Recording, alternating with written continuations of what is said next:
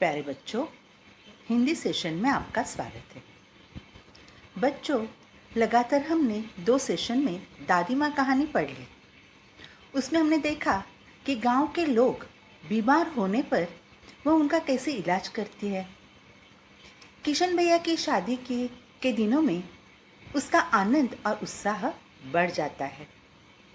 जब किसी को पैसों की ज़रूरत होती है तो उन्हें पैसे देकर उनकी वह मदद करती है। जैसे धन्नो चाची का एक उदाहरण यहाँ पर दिया गया है। इसका मतलब वह स्वभाव से अत्यंत दयालु है। यहाँ तक का पाठ हमने पढ़ लिया था।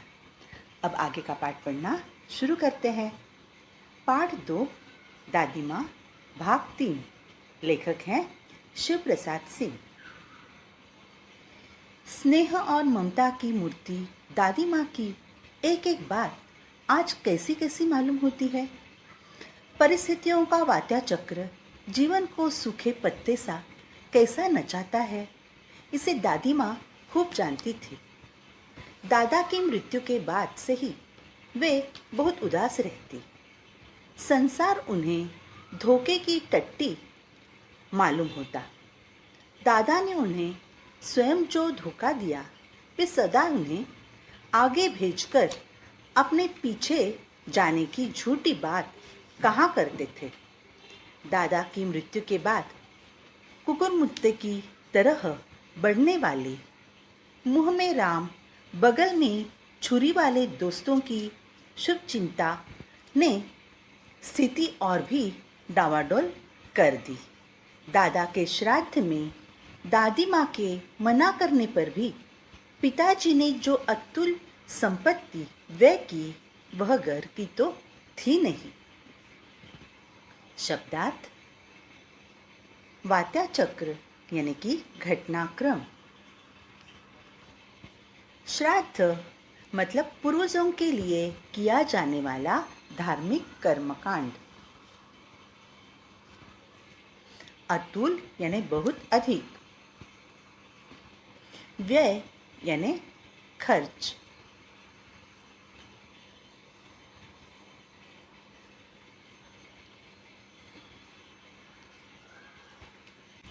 दादी माँ का व्यक्तित्व स्नेह और ममता से भरा हुआ है। वह कहती है कि जीवन में घटने वाली घटनाएं सूखे पत्ते की तरह नचाती हैं। यह बात दादी माँ अच्छी तरह से जानती थी। दादाजी की मृत्यु के बाद वह बहुत उदास रहती थी। उसे लगता था कि संसार ने उन्हें धोखा दिया है और दादाजी ने भी उन्हें धोखा दिया है, ऐसे वह कहा करती थी। दादाजी खुद उसे आगे भेजकर स्वयं पीछे रहने की बात किया करते थे। दादा की मृत्यु के बाद गलत मित्रों की संगति के कारण उनके घर की परिस्थिति अधिक क्या हो चुकी थी, बिगड़ गई थी। और दादा के श्राद्ध में भी दादी के मना करने पर भी लेखक के पिताजी ने अपार संपत्ति खर्च की। और ये जो संपत्ति थी, वह संपत्ति उन्होंने कर्जा निकाल के खर्च की थी। दादी माँ अक्सर उदास रहा करती। माघ के दिन थे, कड़ाके का जाड़ा पड़ रहा था।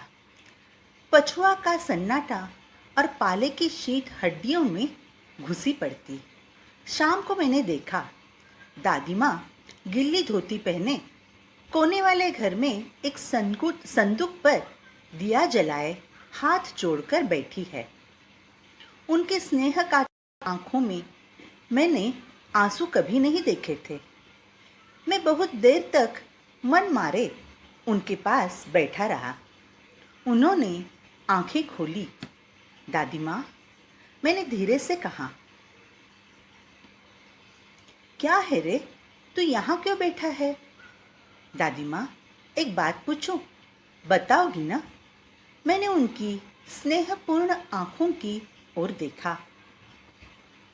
क्या है, पूछ। तुम रोती थी?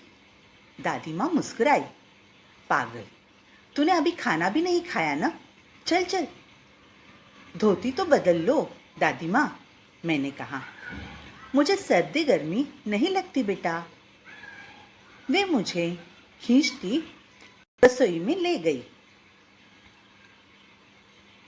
अभी शब्दार्थ, पछुआ यानी पश्चिम दिशा से चलने वाली हवाएं। पाल यानी ठंड। स्नेहपूर्ण यानी प्रेम से भरी हुई।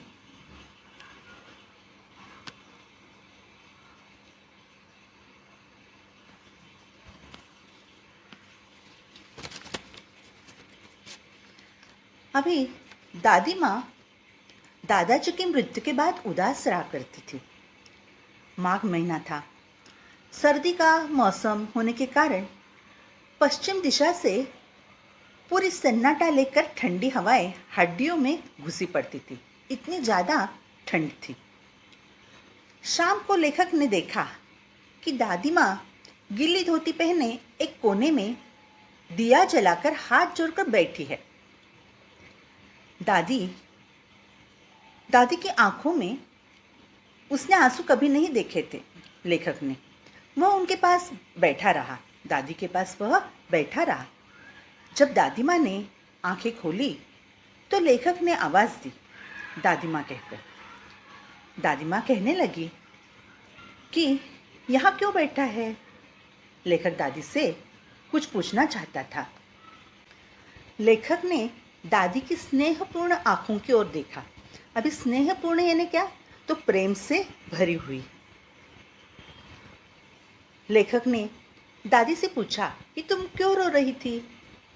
इस पर दादी ने बात टाल दी और मुस्कुराकर कहने लगी कि तूने अभी तक खाना नहीं खाया है बेटा। लेखक ने उसे कहा कि गीली धोती दादी माँ तुम बदल तो लो। उस पर दादी माँ कहने लगी कि मुझे सर्दी गर्मी नहीं लगती बेटा। दादी उसे खींचकर रसोई में ले गई। सुबह मैंने देखा चारपाई पर बैठे पिताजी और किशन भैया मन मारे कुछ सोच रहे हैं। दूसरा चारा ही क्या है, बाबू बोले। रुपया कोई देता नहीं, कितने के तो अभी पिछले भी बाकी हैं। वे रोने रोने से हो गए। रोता क्यों है रे, दादी माँ ने उनका माथा सहलाते हुए कहा। मैं तो अभी हूँ ही। उन्होंने संदूक खोलकर एक चमकती सी चीज़ निकाली।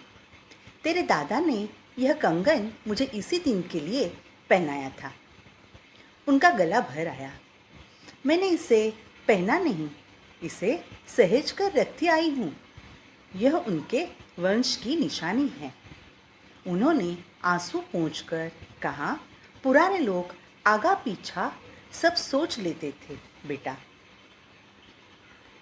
शब्दार्थ, संदूक यानी कि बक्सा,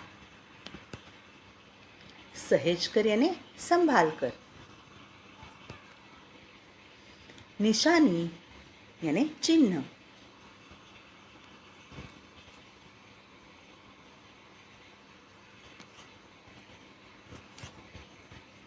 अभी सुबह लेखक ने देखा कि चारपाई पर पिताजी और किशन भैया उदास होकर कुछ सोच रहे हैं। उन्हें रुपयों की ज़रूरत है, परंतु रुपए कोई देने के लिए तैयार नहीं है। पिताजी की रोती हुई सूरत दादी माँ ने देख ली। दादी माँ ने उनका माथा सहलाते हुए कहा, अभी माथा सहलाते हुए यानी कि प्यार से कहा कि मैं तुम्हारे साथ हूँ, अभी भी हूँ। बच्चों की परेशानी उसे देखी नहीं जा रही थी। दादी माँ ने संदूक खोल ली और उसमें से एक चीज़ उन्होंने बाहर निकाली। वह चीज़ दादाजी ने पहनाए हुए कंगन थे। दादी कहने लगी कि इसी दिन के लिए वे कंगन मुझे पहनाया था। अभी दादी का गला भर आया, यानी कि उन्हें बहुत दुख हुआ। उन्होंने इस कंगन को संभाल कर रखा था। सहेज कर यानी क्या, संभाल कर रखा था। वह उनके वंश मतलब कुल की निशानी थी। दादी ने आंसू पोंछते हुए कहा कि पुराने लोग सब कुछ सोचकर ही आगे बढ़ते थे। दादी ने बच्चों को समझाया। सचमुच मुझे दादी माँ शापभ्रष्ट देवी सी लगी। धुंधली छाया विलीन हो गई। मैंने देखा दिन काफी चढ़ आया है। पास के लंबे खजूर के पेड़ से उड़कर एक कौवा अपनी घिनौनी काली पंखे फैलाकर मेरी खिड़की पर बैठ गया। हाथ में अब भी किशन भैया का पत्र कांप रहा है। काली चींटियों सी कतारें धूमिल हो रही हैं। आंखों पर विश्वास नहीं होता। मन बार बार अपने से ही पूछ बैठता है, क्या सचमुच दादी माँ नहीं रही? शब्दार्थ है शापभ्रष्ट यानी शापग्रस्त, विलीन यानी लुप्त, घिनौनी यानी घृणित, कतारे यानी कि पंक्तियां।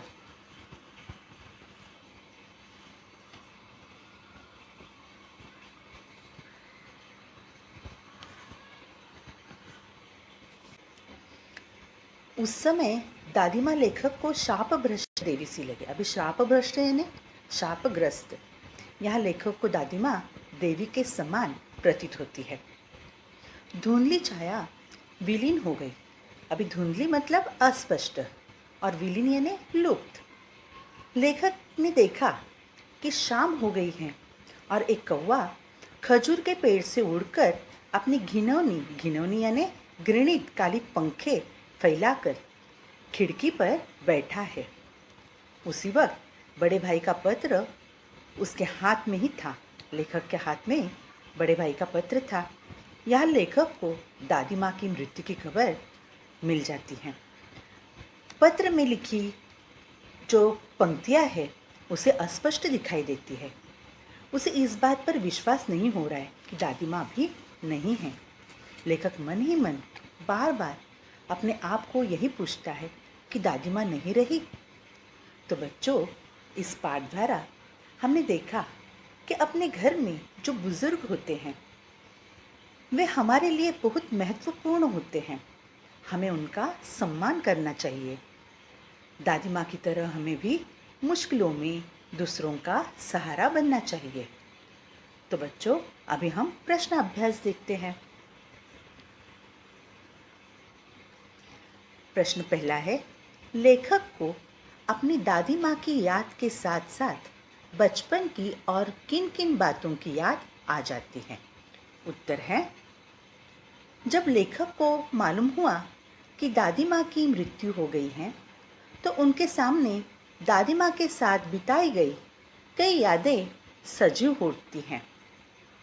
उसे अपने बचपन की स्मृतियाँ, गंधपूर्ण झाग भरे जलाशयों में कूदना, बीमार होने पर दादी द्वारा दिन रात सेवा करना, किशन भैया की शादी पर औरतों द्वारा किए जाने वाले गीत और अभिनय के समय चादर ओढ़कर सोना और पकड़े जाना, साथ ही उसे रामी चाची की घटना भी याद आ जाती है। तो बच्चों, मुझे उम्मीद है आपको यह कहानी समझ में आई होगी। धन्यवाद।